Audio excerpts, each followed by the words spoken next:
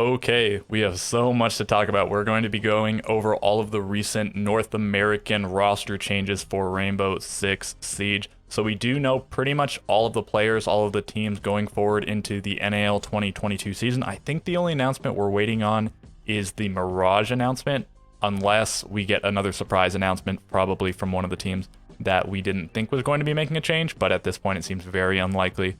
The only other teams that I didn't make a change, I think, were Sonic, Dark Zero, Space Station, and TSM. So we'll have to see if maybe they surprise with something. But with how leaked everything is, and it just seems very unlikely. So the transfer window is closed. It closed, I think, yesterday. So all of the moves have been made. It's just a matter of announcing them.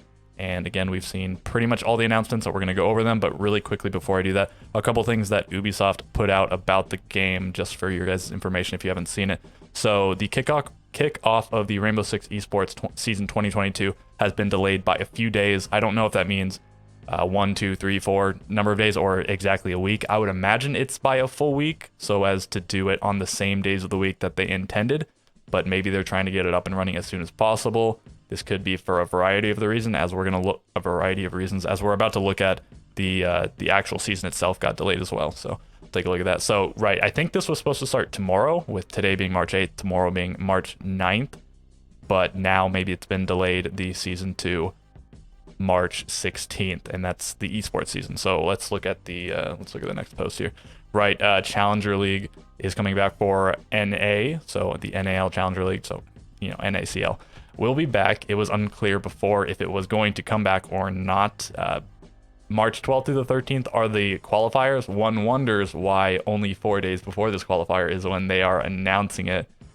But that's when they're doing it, and this is when they're announcing it. So, I mean, it would be pretty nice if they would announce this earlier, but they have not been doing that.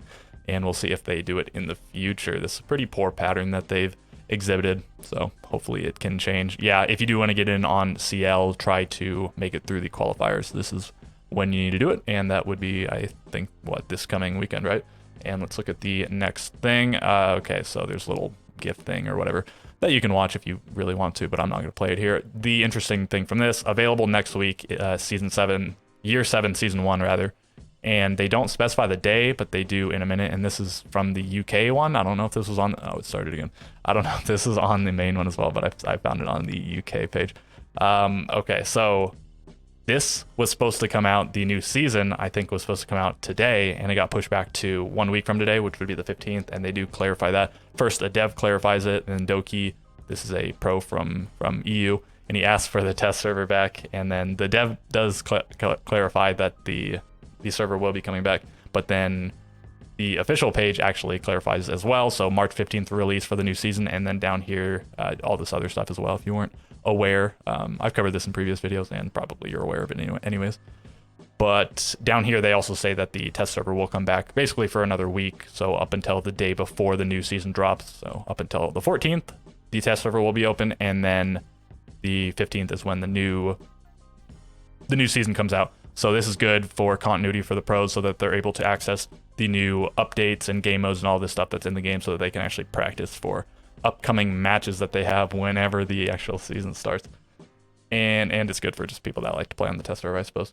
Okay, I think that's the last thing in terms of those, so let's get on to the roster changes. And this one actually doesn't have a roster change, but XSET was announced to be the 10th team in the NAL, and we'll get to the roster. It's the very last one. It just got announced like 20 minutes ago, so okay, we will get there soon.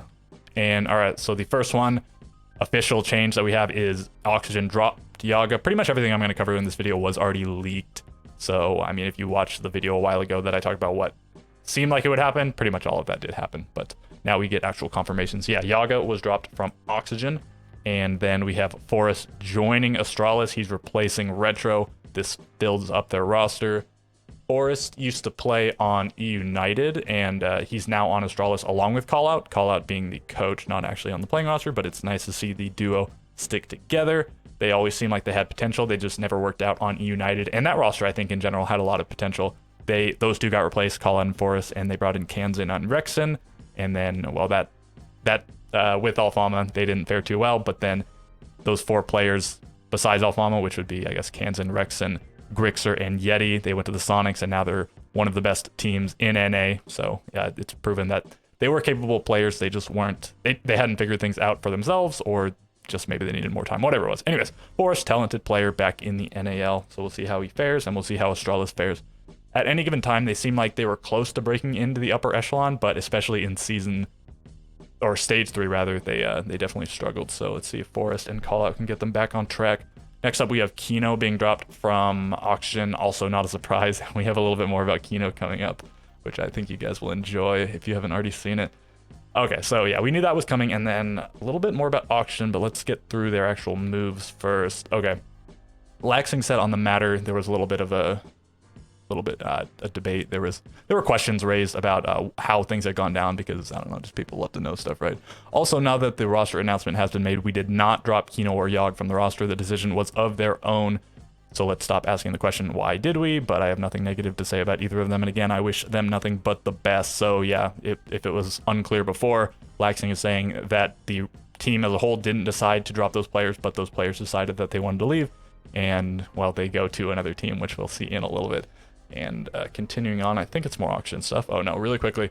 This isn't for NAL, but Quartz was one of the players rumored to be going to Mirage, and this pretty well confirms that he will not be on Mirage. He'll be playing in CL with this team: Beastly, Jolton, Arrow, Quartz, and Sykes. This looks like a really strong roster. They should be pretty good. All good players. We'll just have to see how they mesh. Quartz is a really experienced player with tier 1 experience. Jolton's been around forever. Beastly, Arrow has been really impressive lately, and so has Sykes. So yeah, all really promising or tenured players. Okay, let's move to the next one. Right, okay. So back to, well, not quite back to Oxygen, but, well, Dream does go to Oxygen, so sort of, right?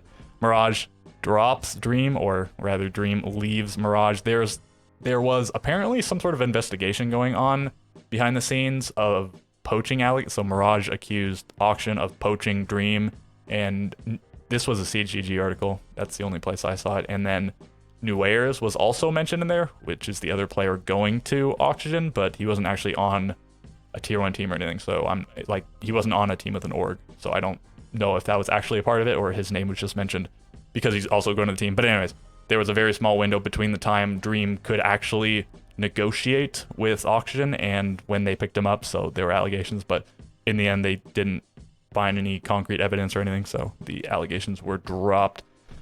Anyways, Dream not on Mirage anymore, but I mean, nobody thought he wasn't going to find another team, really. He's been quite good as long as he's been in T1. He was on Tempo, one of the standout players for that team, I'd say, along with Creators. And then on Mirage here, also probably one of their standout players, playing the hard support and still being pretty impressive while doing so. Okay, so Nuairs, the other pickup for Auction, and I think the Dream announcement we'll actually get to see in a little bit, but anyways, Nuairs is technically the first pickup to replace Kino. I suppose this pickup is to replace Yogg, and the other one's for Kino. Nuairs, I think, touted as one of the most mechanically skilled players in NA, if not the world. So we'll have to see how he actually fits in with Auction, how he does against the T1 competition, and all of this stuff. I think a lot of people have really high hopes for him. And yeah, we'll have to see how it goes for him and his new team. Okay, next one. Reed, this is more Challenger League stuff, but I just thought it was a little bit interesting to throw in here. The previous Wichita Wolves roster is currently looking for org to represent us in the upcoming Challenger League season. So they got dropped. Wichita Wolves was one of the only actual orgs that had a CL team, and now they're leaving. Maybe because they thought a lot of their potential had been sapped with Forrest and Callout leaving, and maybe that's true. It still seems like they have good players on the roster, but it's a little bit less solid of a structure, I'd say. That Callout Forrest duo had been quite long-standing. So they have Freak, Mohes, or Mohesi, I still am not entirely sure. I think it's Mohesi, I don't know. Jay, Reed Sync, and then Reed. So they have two dudes named Reed on their roster. I wonder if they probably don't use their tags because that's mad confusing, but just a little trivia fact, I don't know if you guys know this. On Empire, they have two players with variations of the name Daniel. It's like Daniel and Danila, or what, however they say it. It's like the Russian variant of it. And then they also have two players named Dimitri, so they probably do use their tags for that team, but I thought that was funny.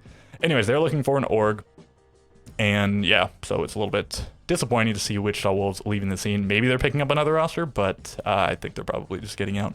Okay, moving on. Parabellum, new roster. All right, so we knew Penguin, Kool-Aid, and Eska had remained on the roster, but now they picked up Blaz, Creators, and Wimpy. And indeed, there are 6 people here, so what's up with that? Blaz is a French player. He will not be playing, as far as I know, in Stage 1, unless maybe his visa gets really accelerated. But I think for Stage 1, their lineup is Penguin, Kool-Aid, Eska, Creators, and Wimpy. And then Blaz, I heard that Wimpy is the stand-in. He's supposed to replace him, but I think it's entirely possible. Maybe he would replace Creators, maybe Wimpy, maybe they have it planned to replace one of these 3, probably not. Or maybe they just want to see who they want to cut when the time comes, but I want to say it's Wimpy that is the intended person to be replaced by Blaz. Blaz, once touted as the new Shaiko, he's French and very strong mechanical player. He was on that Train Hard roster that became Heroic, and they were, Unknights in the intermittent time. And they didn't do very well, but Blaz definitely was one of the standout players on that team. So this could be a quite strong roster. It was a little bit disappointing to not see their 5-man roster that qualified continue on. So they're continuing without Melted and Spirits, but this looks like it could be a strong team nevertheless. So we'll see how they do. And then we have Beast Coast announcing as well. So this one was mega leaked and quite a long time ago. This might have been the first one that was leaked. Drip, Sweater, Surf, Slash, and Anthony. So a lot of the S names here. Okay, Anthony we knew remained on the roster. They had 4 slots to fill. And okay, so Drip used to be on XSET. Sweater was on Rent Free with Drip before. He didn't make it to XSET. He ended up having to serve a 1-year ban for a Battle Lab ban. Surf has been in Challenger League for a little while. And then Slash is a former pro player. He used to play on Rogue. He used to play on Reciprocity, which became Oxygen. I don't recall if he played under the Oxygen banner. I think he did, but I'm not 100%. Slash and Drip played together on the FPL Queens team that tried to qualify for SI. And again, Sweater and Drip played together, and I think these guys all know each other fairly well in varying capacities. It could end up being a really good roster. Sweater is the biggest exclamation... the biggest exclamation point perhaps for this roster. He was perhaps the best, strongest player on that rent-free roster that qualified and then became XSET. And then, I mean, as you may know, did pretty poorly. Once they got to tier 1, they picked up Creators and Butters to replace Sweater and Prophecy. So they still had Drip, Thomas, and Filthy. But, okay, so this is what we're rocking with here. This looks like a pretty fun roster. They might be good to watch, and they might, maybe they'll surprise us. We are playing best of 1, so a lot of things could happen, but they could also burn out pretty spectacularly. Definitely want to keep your eye on, and, maybe we'll get a few chuckles out of it, if nothing else. So, okay, moving on. XSET. So, yes, indeed, a new chapter. Kino joined XSET Valorant instead of XSET Siege. No, he didn't. Okay, it was a bait post. It was pretty funny, though. So, I don't know why the org decided to do this. I mean, I guess just for Twitter impressions, but it was funny. It looked like Kino had switched over to Valorant. He had sort of teased this. He talked about how he wanted to switch over to Valorant, so I don't know if they played off of that or if that was to build up to this, whichever the order was, but it was a pretty funny joke. So we'll get to the actual XSET roster in just a second here. And then this was on Reddit, but okay, so somebody asks about what language Parabellum was going to comm in, but so Penguin, member of Parabellum, says that they've been on Duolingo to get their French up and that they're going to speak French in stage. I have to imagine this is a troll. Like, no way they're going to speak French. So Penguin and Eska already spoke French, and Blaz is French, right? So if Blaz replaces one of the other players that didn't speak French, then that's 3 players that can speak French. But I don't know. Just for the team to speak in French instead of English, when I imagine Blaz knew English some amount, and I imagine the other players on Parabellum not named here didn't know any French. So like, I think this is a troll, but if it's not, it's just super weird. I don't know. I thought I had to throw it in here. I thought it was funny.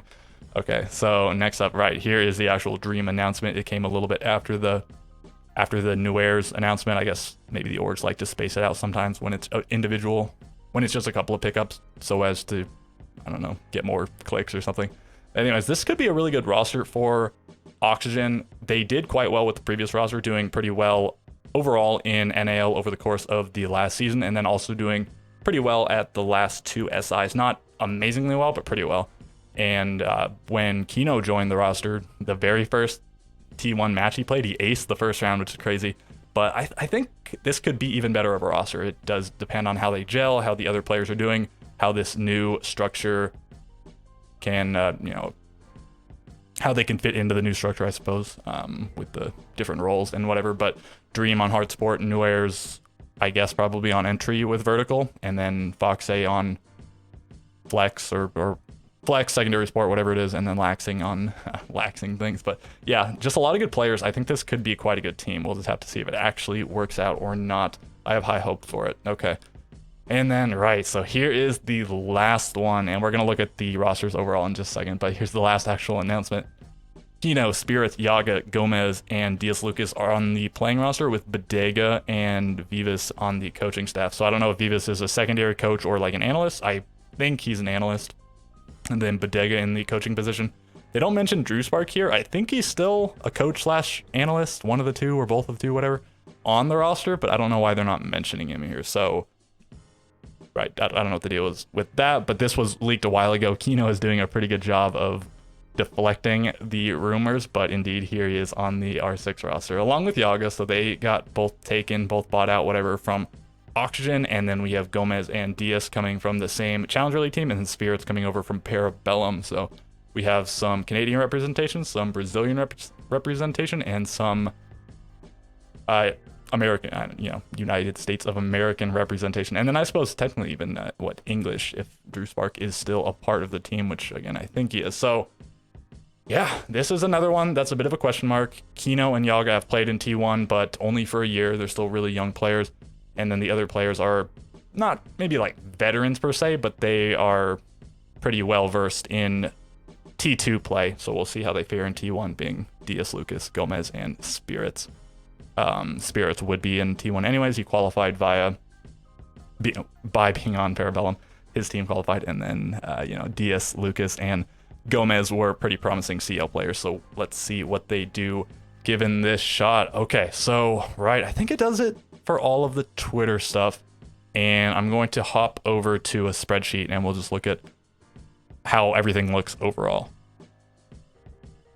Right before I started this portion of the video, I just saw on Twitter that Yaga said that XSET's primary form of communication will be Portuguese, so I think that's also a troll, but I mean, I don't know, it's possible they'll be speaking in Portuguese. I think that is already spoken by Kino, Gomez, and Diaz Lucas, but I don't think Yagas can speak Portuguese, and I don't think Spirits can speak Portuguese, so it seems very strange that they would do that, but so I'm going to assume that's another troll. Anyways, we have all 10 of the NAL teams for the 2022 season here. All of the stuff in green is pretty much 100% confirmed, and the stuff in red is the rumored joinings for Mirage. There was a lot more red on here when I started it, but as the announcements started coming out, I had to switch a lot of it to green. I thought the announcements might be a little bit more spread out, so I was going to cover them individually, but they all came really quickly, so I just covered it in the one video. And then we have Blaz here in this ugly color. This represents that he's not going to be playing in stage 1, but he's actually on the team to replace, again, presumably Wimpy, once the time actually comes. And I watched the Caliber Jacob video earlier. He talked about a lot of these changes. I think his video came out before the XSET changes, maybe. He was talking about how Blaz is the 4th player to come over from EU to NA, and he's actually the 5th, right? So it was Sloppy, who played for Tempo, and then Sleben and Gomfi, who played for Sonics. This isn't necessarily in order. I think he forgot about Alfama, who played on United, making Blaz the 5th player to come over. And none of the players that came over from EU saw really great success. Sleben and Gomfi were okay on Sonics, and then Sloppy didn't do all that well on his team, and then Alfama also didn't really do too well on his team. So maybe this bodes poorly, or maybe this will break the streak. Okay, so I don't really want to talk too much else about XSET and Beast Coast. I sort of already talked about their new rosters, so let's start with Astralis. DP Fire, J90, Iconic, Shuttle, and Forest. Forest being the only player to actually join the roster recently. The other 4 remain. This roster has had ups and downs. At points, it looked like they were just about ready to break into the top of NA, but especially after their stage 3 performance, they have a little bit of catching up to do. Definitely they have strong players. Forest might be able to bring them back up to par. We'll have to see. They also got a new coach in the form of Callout, so the Forest Callout duo remains, even though Callout is, the coach and not actually on the playing roster. but maybe his talents are better suited for coaching rather than playing anyways. Moving on to Mirage, Benji and Thomas, the only players remaining from last stage, and Benji, the only player on Mirage to remain from about a year ago. So pretty well a new roster. Thomas just joined in stage 3, and then we still don't have the confirmation on the other players. I heard Melted Prod and Razor, and recently I've heard Marmalade over Prod, so I don't know which is actually going to happen. Thomas, I guess, could IGL. So Nyx was our IGL before. He's not on the roster anymore. Thomas has been an IGL in the past. If Marmalade gets picked up, I think she IGLs, and then if Prod gets picked up, maybe he will IGL. And again, if neither of them do it, then I assume Thomas. But with the roles Thomas was playing before, they would have to change roles. But for him to IGL, well, not necessarily. You could IGL from any role, but depending on their preference. So just pretty well a new team, and so just a lot of question marks, especially more than every other roster because we don't know who is on the roster outside of these two. Okay, Oxygen, Foxay, Laxing, Vertical, New Airs, and Dream. It's entirely possible they go right back to first place. They got that new team with Foxay, Laxing, Vertical, Kino, and Yaga last year, and they went straight up to first place after stage 1, and it was a little bit weird of a stage. The league had not been best of 1 prior to that, and then it transitioned, or well, a long time ago it was, and that for the year before that, when it first became the NAL and they were playing the US division, it was best of 3s, and then they transitioned back to best of 1, so perhaps that benefited Oxygen and was detrimental to some of the other teams. Notably, Space Station, Dark Zero, and TSM didn't do very well. Space Station, I think it was a roster thing, but Dark Zero and TSM might have fared better if we were playing best of 3s, which maybe one day we'll get back to it, and it's a whole different subject because viewers kind of like best of 1s, but competitively best of 3s are just sort of better. Okay, so yeah, New Airs, just crazy fragger. We'll see how he fares in T1, and Dream, really, really solid support player, perhaps one of the best in NA, so this could round out a really powerful roster. We'll see if Vertical can become consistent. He sort of was inconsistent last year with a really high in stage 3, so let's see if he can frag out. And then Foxay and Laxing usually are pretty consistent backbone, so that should bear fruit for the roster, hopefully. Then Parabellum, along with XSET and Beast Coast, and I guess even Mirage, it's like really unclear what this roster is going to do. 3 players that qualified for T1, but were not in T1 before, so will they be able to hang? We'll have to see.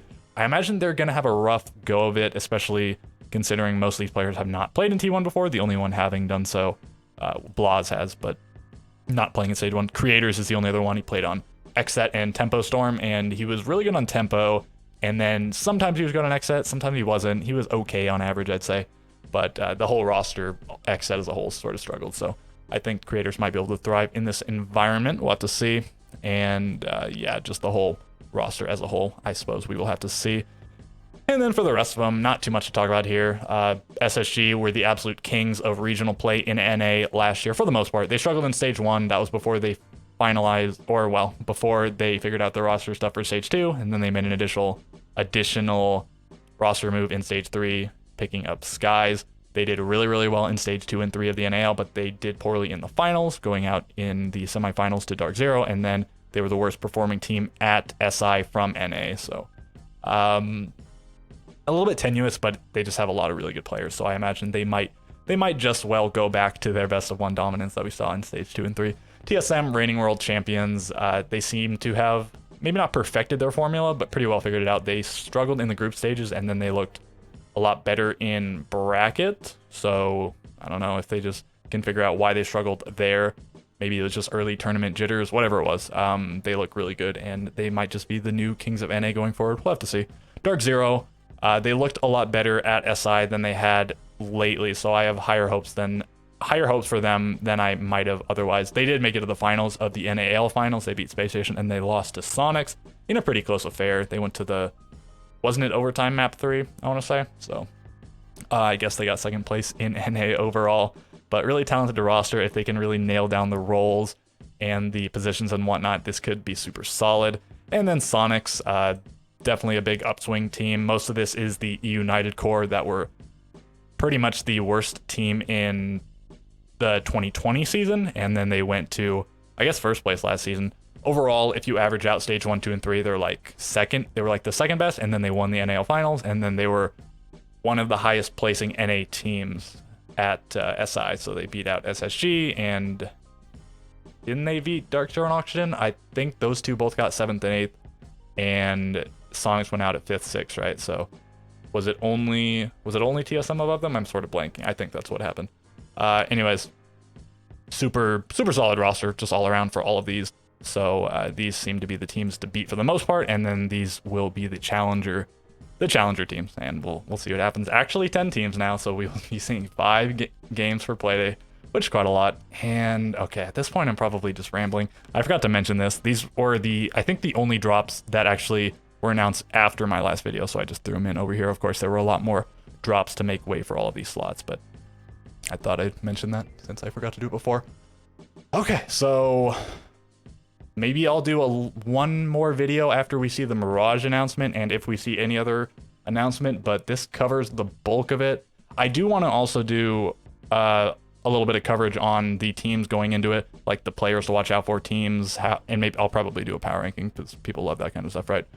But okay, I think that should cover it. So, right, with all of that being said, I will catch you guys in the next video.